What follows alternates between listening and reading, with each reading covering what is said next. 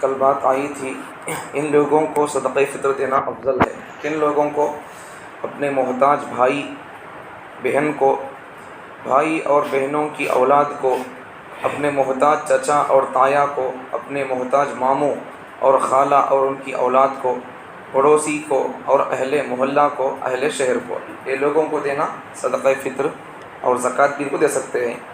جن کو زکوٰۃ دینا جائز ہے ان کو صدقہ فطر دینا جائز ہے۔ تو یہ لوگ اگر غریب ہو تو بھائی بہن ہو اور پھر ماموں خالہ پھوپھی وغیرہ ساس وغیرہ، یہ لوگ سالی وغیرہ، اگر یہ لوگ اگر غریب ہے زکوٰۃ دینے کے نہ مستحق ہے تو ان کو زکوٰۃ بھی دے سکتے ہیں اور ان کو فطرے کا پیسہ بھی دے سکتے ہیں، سامان وغیرہ دے سکتے ہیں، نہیں تو پھر نہیں دینا۔ آگے صدقہ فطر نماز عید کے لیے جانے سے قبل ادا کر دیا جائے اور بہتر ہے رمضان ہی میں عید سے 2-4 دن قبل ہی ادا کر دیا جائے۔ اگر رمضان سے پہلے بھی ادا کرے گا تو ادا ہو جائے گا۔ جب اس میں ایک رستے میں 3 باتیں آ گئی، صدقہ فطرہ کب دینا؟ جب اس میں ایک سوال کے 3 جواب دے دیے، ایک صدقہ فطر عید کو جانے سے پہلے دے ڈالو کا ہے ایک جواب، دوسرا جواب کیا ہے؟ بہتر ہے رمضان ہی میں عید سے 2-4 دن پہلے دے ڈالو بول کر ہے۔ تیسرا جواب کیا ہے؟ اگر رمضان سے پہلے بھی دے دیں گے فطرے کی نیت سے اس فطرہ تو پھر اس سے بھی فطرہ ادا ہو جائے گا۔ ہمیں لوگ بیانہ کرتے رہتے نہیں رمضان سے پہلے استقبال رمضان کے نام سے، پھر یہ سب تیاریاں اس میں داخل ہے، دینا چاہیے۔ رمضان سے پہلے ہی دے دیں گے تو پھر ہر ایک کو بھی، تو پھر ان کی عید بھی گزرے گی، رمضان بھی سکون سے گزرے گا۔ عیدگاہ جانے تک اگر صدقہ فطر ادا نہ کیا ہو تو بعد میں ادا کرنا واجب ہے۔ بات اوپر کے مسئلے میں کیا ہے؟ 3 باتیں آ گئی، یا تو عید جانے سے پہلے ادا کرو، یا عید کے 2-4 دن پہلے ادا کرو، یا پھر رمضان سے پہلے ادا کر دے تو بھی ادا ہو جائے گا۔ اب یہاں دیکھو، اگر عید کو جانے سے پہلے نہیں دیا، رمضان سے پہلے بھی نہیں دیا، رمضان میں بھی نہیں دیا، تو پھر کیا کرنا ہے؟ معاف نہیں ہوگا، واجب ہے وہ۔ تو عید کے بعد بھی کیوں نہ ہو دینا پڑے گا۔ عید کا جانے تک اگر صدقہ فطر ادا نہ کیا ہو تو بعد میں ادا کرنا واجب ہے۔ اگر موت تک ادا نہ کیا تو موت پر وصیت کرنا واجب ہے۔ دیکھو، مرنے تک نہیں دیا تو بھی مرنے کے بعد میں اس کی پراپرٹی میں سے اگر کچھ پیسے وہ ہیں جن کو مرنے کے بعد بھی ادا کرنا پڑے گا، مہر کے پیسے اور پھر اگر اس قسم کے پیسے ہیں، قرض کے پیسے ہیں، یہ سب پیسے وہ واجبات میں سے ہے، فرائض میں سے ہے، ان کو مرنے کے بعد بھی اس کے پیسوں میں سے ادا کرنا پڑے گا۔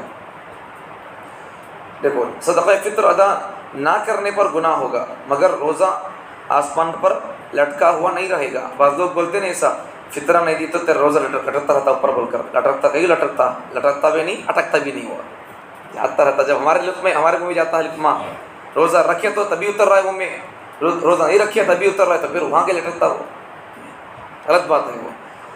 صدقہ فطر مستقل عبادت ہے، خواہ رمضان کے روزے رکھے ہوں یا نہ رکھے ہوں، روزہ رکھا ہو بندہ یا پھر روزہ نہ رکھا ہو، ہر ایک آدمی کے لیے صدقہ فطر دینا واجب ہے۔ یہ خیال کرنا کہ صدقہ فطر صرف اس پر فرض ہے جس نے روزہ رکھا ہے اور جس نے روزہ نہیں رکھا اس پر واجب نہیں ہے، یہ غلط اور جاہلانہ خیال ہے، ایک بات غلط بات ہے۔ روزہ رکھے تو بھی دینا سوچ، روزہ نہیں رکھے تو دینا سوچ۔ پیچھے مسئلہ آ گیا تھا، جو بچہ صبح صادق سے پہلے پیدا ہوا اس پر بھی صدقہ فطر واجب ہے، پیچھے مسئلہ آیا تھا، یاد ہے؟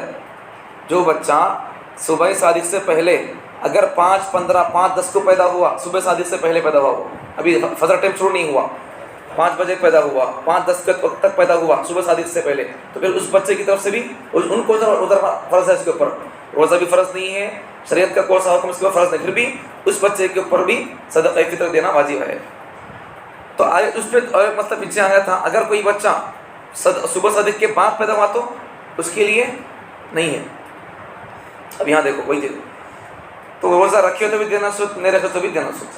احادیث میں بیان کردہ اشیاء کے علاوہ کسی اور چیز مثلا چاول کپڑے وغیرہ سے صدقہ فطر ادا کرنا چاہے تو بھی ادا کر سکتے ہیں، لیکن مالیت کی چیز سے ادا کرے کہ اس کی مقدار احادیث میں بیان کردہ چیزوں میں سے کسی ایک چیز کی مالیت کے برابر ہو جائے۔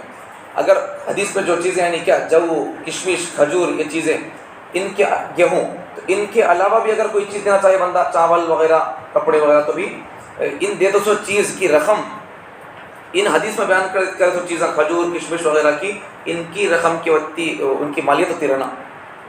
مثلا اگر گیہوں اگر لے لیں گے 3.5 کلو اگر 2.25 کلو تو اس سے کچھ لینا، اگر کچھ سے اس سے فائدہ ہوتا بھی نہیں، دیکھو بیکار ہے وہ دیتا سو کہیں اس سے غریب کے گھر میں انتظام ہو جانا بول کر، اب 30 پر 5 روپے 20 پر 5 روپے اس سے کیا بھی فائدہ نہیں ہوتا ہے. تو اس لیے کیا کرنا چاہیے، کچھ زیادہ ہی دینا چاہیے. اگر 2.25 کلو ہے، 2.25 کلو نے اس کا فقہا نے کیا فرمایا ہے، 2.25 کلو نکال ڈال کو 3.5 کلو رکھ لے بول کر فقہا فرماتے ہیں. تو پھر 3.5 کلو کی یوں کتنے ہوگا، تو اس حساب سے اتنے کہ اگر شامل آپ دیتے ہیں تو پھر کوئی بات نہیں ہے. صدقہ فطر جو امام یا مؤذن کو تنخواہ کے بدلے میں دینا جائز نہیں ہوگا. بعض بھولے بھولے مسلمان صدقہ فطر مسجد کے امام صاحب، مؤذن صاحب یا حافظ صاحب کو لا کر دے دیتے ہیں. یاد رہے کہ صدقہ فطر کا وہی مستحق ہے جو زکوٰۃ کا مستحق ہے. زکوٰۃ کسے دینا کی، صدقہ فطر بھی اسے دینا ہے. اگر یہ حضرات جن کو امام صاحب کو، مؤذن صاحب کو اگر فطر اللہ کو دے دی ہے، اگر یہ حضرات مستحق زکوٰۃ نہیں ہیں تو انہی صدقہ فطر دینا درست نہیں ہے. اگر ان کے اوپر زکوٰۃ واجب ہے، زکوٰۃ لینے کے مستحق نہیں ہے نا، تو ان کو دے دیا تو پھر دوبارہ ادا کرنا پڑے گا. اور احتیاطاً ایسے موقع پر معلوم کر لینا چاہیے کہ کس مال سے دیا جا رہا ہے. اگر غیر مستحق کو دیا گیا تو صدقہ فطر ادا کرنا ہوگا، پھر دوبارہ ادا کرنا پڑے گا. غیر مستحق کو دیا تو مستحق نہیں ہے، ضرورت مند نہیں ہے، اسے دے دیا آپ، پھر دوبارہ ادا کرنا پڑے گا، اور دوبارہ دینا واجب ہے. اسی طرح اجرت کے طور پر ایک بات تو یہ، مستحق ایسے آدمی کو دے دیا آپ تو پھر دوبارہ ادا کرنا پڑے گا. دوسری بات کیا ہے، اگر کسی آدمی کو آپ اسے مجری کے طور پر دیے، اسے اجرت کے طور پر دے دیے، تو پھر اس سے بھی ادا نہیں ہوگا، دوبارہ ادا کرنا واجب ہوگا. مطلب کیا ہے، بعض جگہوں پر کیا ہوتا ہے، یہاں تو نہیں ہے، ہمارے ادھر نندیال کے وغیرہ ہمارے گاؤں میں کیا ہوتا ہے، ازالے پارے اٹھانے کے واسطے بعض آدمی آتی ہیں اٹھانے کے واسطے، ان کو مولا کو بولتے رہتے، مولا گلا نہیں، مولا ان ہے سو، ذمہ دار ان ہے سو. تو پھر فقیر بھیک مانگنے والے لوگ، تو وہ لوگ کیا کرتی ہیں، لوگ دیتے رہتے ہیں، فطرہ دیتے رہتے ہیں ان کو. انہوں بھی آسانی سے مغلے آتی ہیں، انہوں بھی دل کھول کر مغلے آتی، انہوں دل کھول دینا تیار، انہوں لینے تیار، بے حیا بن کر، انہوں بے حیا بن کر دینا تیار ہے. نہ ان کا ادا ہوتا، ان کا دینا جائز ہے، نہ ان کو لینا جائز ہے. یہ انہوں 150 کا ہی کو، انہوں لینا 800 کا ہی کو. ہماری مہینے بھر میں تو آپ کو اٹھائے 2 بجے سے پھر کو ہماری مجری دیو کو انہوں آ رہی سو، انہوں کیا دے رہی، اٹھائی کا کو بول کو انہوں مجری دے رہی سو. اب یہاں مسئلہ کیا آ گیا، مجری کے طور پر، اجرت کے طور پر صدقہ فطر دینے سے پھر دوبارہ ادا کرنا پڑے گا. اب ہمارے گاؤں میں سب یہی مسئلہ چلتا ہے، یہی مسئلہ معلوم نہیں لوگوں، بولتے بھی نہیں کوئی ان کو. ہم جیسے لوگ بچوں کی بات سنتے نہیں، لوگ کیا کریں گے، کیا نہیں کر سکتے، گناہ ہوگا، پھر زندگی بھر بربادی ہوگی، پھر ادا نہیں ہوتا. پھر سننا چاہیے مسائل کو، جب جو موقع ہوتا نہیں کیا وہ مسائل سننا چاہیے. اس وقت یہ موقع ہے، اس سے یہ میں بول رہا ہوں. جبکہ وہیں فجر میں ہماری مسجد میں فجر کے بعد روزانہ ایک آیت کی تفسیر چلتی تھی، وہ بند کر دیا اسے. عشاء کے بعد کے روزانہ جو پارہ پڑھتے تراویح میں، اس کا میں خلاصہ بول رہا ہوں، شارٹ بول رہا ہوں، اس کا ہیڈ لائنس خالی. اور فجر میں یہ مسائل بول رہا ہوں، کیوں، اس وقت تو ضرورت اس کی ہے. اور جس وقت جو ضرورت ہوتی اسے بولنا، قوم کو اس مسائل بتانا. بقرعید کا موقع آئے گا، زندہ رہوں گا، یہاں رہوں گا، مسائل بتاؤں گا آپ کو. دشمنوں کی طرف سے گائے کاٹنے پر کیا اعتراضات ہے ہمارے ملک کے لوگوں کو، پھر گائے کاٹنا ظلم ہے، آپ کو انشاءاللہ میں آخری دلائی سے سمجھا دوں گا. اب یہ اس وقت ضرورت ہے. دیکھو وہ ایسا پتہ کیا چلا، بولو اجرت کے طور پر، مجری کے طور پر کسی کو فطرے کے پیسے دینا یا زکوٰۃ کے پیسے دینا، اس سے وہ ادا نہیں ہوگا، پھر دوبارہ ادا کرنا پڑے گا. اسے دینا جائز نہیں ہے، اسے لینا جائز نہیں ہے. اسی طرح بعض لوگ صدقہ فطر شہر میں وہی اٹھانے والے کو دیتے ہیں. جو شخص آواز لگاتے پھرتا ہے، عید کے قریب اپنا معاوضہ لینے گھروں پر آتا ہے، تو اس شخص کو بطور اجرت کے دے دیتے ہیں. یہ سراسر غلط ہے، اس سے صدقہ فطر ادا نہ ہوگا، دوبارہ ادا کرنا واجب ہوگا. صدقات واجبہ کو بطور اجرت دینا جائز نہیں ہے، اور صدقہ فطر صدقات واجبہ میں سے ہے. واجب صدقات ہے، زکوٰۃ دینا واجب ہے، فرض ہے، اور صدقہ فطر دینا واجب ہے. ان کو اگر مجری کے طور پر کسی کو دیں گے، اس سے وہ واجب ادا نہیں ہوگا. ایک بات سمجھو، عام طور پر مسجدوں میں ہوتا نہیں ایسا، کبھی کبھار کیا کر دیتے ہیں، ایسے کارڈوں میں بتا ڈالتی، اس سال اتنا ہے، اس سال اتنا ہے کا بول کو. ایسا کر سکتا نہیں کر سکتے، مفتی صاحب سمجھاتے ہیں. دیکھو انہوں مفتی صاحب، انہوں کون سا بنے سنو، کون سے مفتی صاحب، انہوں مفتی صاحب دیوبند سے فارغ ہے، ٹھیک ہے، 80 سے زیادہ کتاب لکھا ہے، ٹھیک ہے. اب ان کی بات سننا ہے یا پھر ان کی بات سننا، دیکھ لو کون ہے. انہوں بولتے ہیں، دیکھو یہاں کی حدیث کی روشنی میں مذکورہ تفصیل کے بعد مختلف شہروں میں مخصوص احباب کا متفقہ طور پر یہ فیصلہ جاری کرنا کہ امسال صدقہ فطر 60 یا 70 روپے طے پایا ہے. اسی طرح اوقات سحر اور افطار کے کارڈ میں نصف سا اور سا کی وضاحت لکھے بغیر مطلقاً نصف سا والی بات ہی عام کرنا کس قدر قابل اصلاح عمل ہے. جبکہ کسی حدیث میں آپ صلی اللہ علیہ وسلم نے نہ صرف نصف سا پر اکتفا کیا بلکہ فقہائے کرام نے ساہ کا بھی ذکر کیا ہے. پیچھے بات آگے نہیں کیا, آدھا سا, 2.25 کلو گیہوں نبی صلی اللہ علیہ وسلم بولے, لیکن فقہا کیا بولے, اس سے دینے سے بھی بہتر ہے کہ تمہیں اس سے بھی بڑھ کو دو, 3.5 کلو دو گیہوں بول کر فقہا وہ فرماتے ہیں. تو وہ کئی کو بولے, پیچھے مزہ بتا دیا تھا ہمیں, نبی کے زمانے میں, اس زمانے میں گیہوں زیادہ ریٹ تھا, اور پھر دوسری جو چیزیں ہیں کھجور وغیرہ کم تھے, تو اس لیے وہ کم تھا, بول کو وہ ریٹ زیادہ تھا اس زمانے میں, اور اس زمانے میں ریٹ کم ہے, تو پھر اس سے کیا کرنا چاہیے, 2.25 کلو نہیں بلکہ 3.5 کلو گیہوں کے ریٹ کے حساب سے ادا کرنا چاہیے. اب یہ کارڈ میں چھاپ دیے 60 روپے 70 روپے 305 روپے, بچپن سے سنتے کانا کچے ہو گئے, یہ اس سے ادا تو ہو جاتا, لیکن مقصد کیا ہے, غریب کا گھر انتظام دینا عید کا, وہ نہیں ہوگا. پھر یہاں تک تو یہ صدقہ فطر کے مسائل ہو گئے, اور پھر آگے عید کے مسائل بتانا ہے آپ کو, ضرورت اس کی ہے, اب وہ ہو گیا, اب وہ ادا کرنا ہے, اس کا پھر عید کے مسائل ہے. عید کے بارے میں ایک بات بول رہا ہوں, یہاں حدیث میں جو لوگ سما عید بولے تو آج رات جاگتے نہیں کیا, ان کے دل اس دن زندہ رہیں گے جس دن سب لوگوں کے دل مردہ ہو جائے, مطلب قیامت کے دن. جو لوگ سما عید بولے تو آج رات کو جاگتے نہیں کیا, کچھ مسائل بولے, عید کب اٹھنا, کیا کرنا بول کر کچھ مسائل, اگر تربیت ہوگی تو پھر اس دن بھی کچھ بیان ہو گیا, کچھ تربیت ہوگی, 2 رکعت پڑھ لیے, عبادت کر لیے, تو پھر اللہ تعالیٰ کیا کریں گے, یا پھر کم سے کم عشاء, اس دن عشاء تو پڑھ لیے, تراویح تو نہیں ہوتی اس دن سما عید بولے تو آج, کم سے کم تراویح پڑھ لیے, تو پھر کیا بولتے ہیں عشاء تو پڑھ لیے, تو اللہ تعالیٰ بہت بڑا فائدہ, اور ان کے دل مریں گے نہیں قیامت کے دن, زندہ رہیں گے وہ لوگوں کے دل. تو دیکھو عید کے مسائل میں سے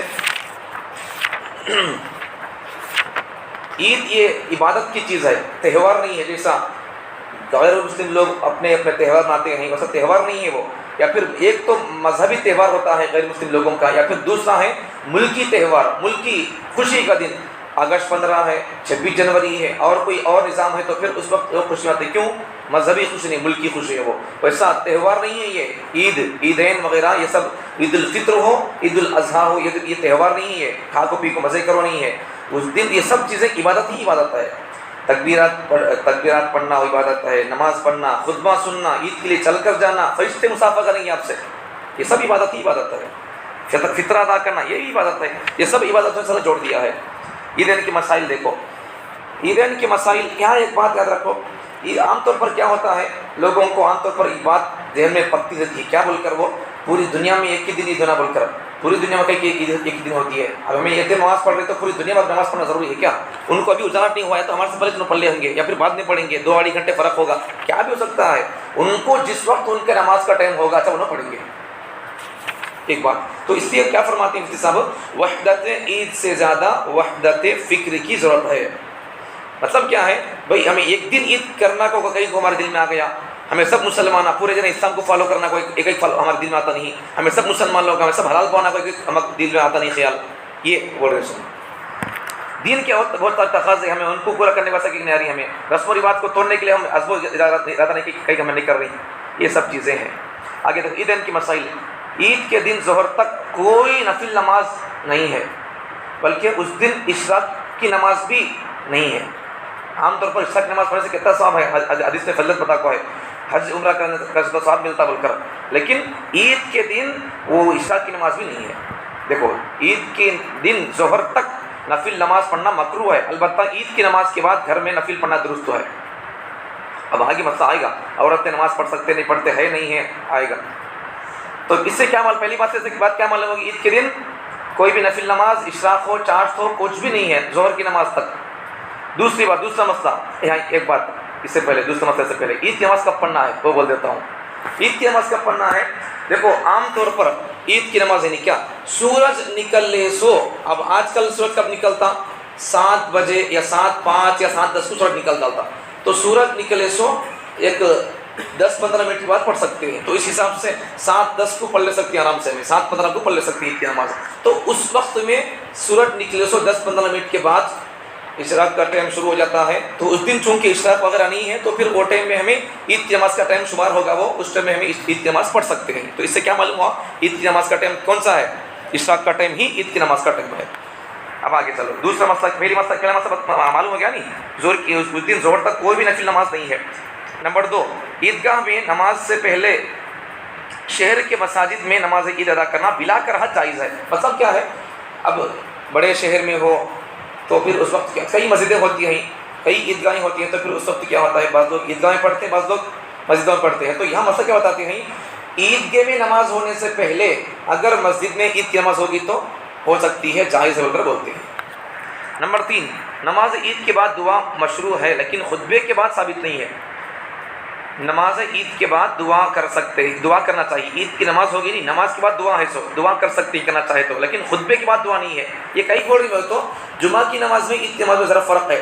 جمعہ کی نماز میں پہلے خطبہ بعد میں نماز. عید کی نماز میں اس کا الٹا, پہلے وہاں نماز ہوگی بعد میں خطبہ ہوگا. تو پھر ہمیں دعا کب کرنا چاہے تو نماز کے بعد دعا کرنا ہے, خطبے کے بعد دعا نہیں ہے, ثابت نہیں ہے. عید کی نمبر 4 عید کی نماز میں اگر کوئی واجب ترک ہو یا کوئی ایسا عمل ہو جائے جس سے سجدہ سہو واجب ہوتا ہو تو عید و جمعہ کی نماز میں یہ سجدہ ثابت ہو جاتا ہے. عید کی نماز میں 6 زائد تکبیرہ بولنا نہیں, کہ وہ چھوٹ گئے تو کیا کرنا ہے, اگر پیچھے آئے تو کیا کرنا ہے.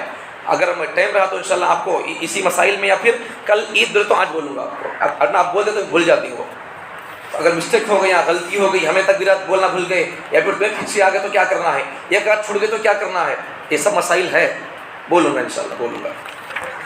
تو وہ واجب چھوٹ گیا تو کیا کرنا, تکبیرات بولنا واجب ہے عید کی نماز میں, تو پھر چھوٹ گیا تو کیا کرنا ہے, وہ سب مسائل بتاؤں گا. وہ ثابت ہو جائیں گے جمعے کے موقع پر یا عید کے موقع پر. واجب چھوٹ گیا تو سجدہ سہو کرنے کی ضرورت نہیں ہے, واجب چھوٹ گیا تو ثابت ہو جاتا ہے, وہ ضرورت نہیں ہے. نمبر 5 عید کے دن نماز اشراق یا کوئی اور نفل عیدگاہ جانے سے پہلے نہ مسجد میں درست ہے اور نہ گھر پر درست ہے. البتہ عیدگاہ سے واپس آنے کے بعد چاشت کی نماز اگر گھر میں پڑھنا چاہے تو پڑھ سکتے ہیں.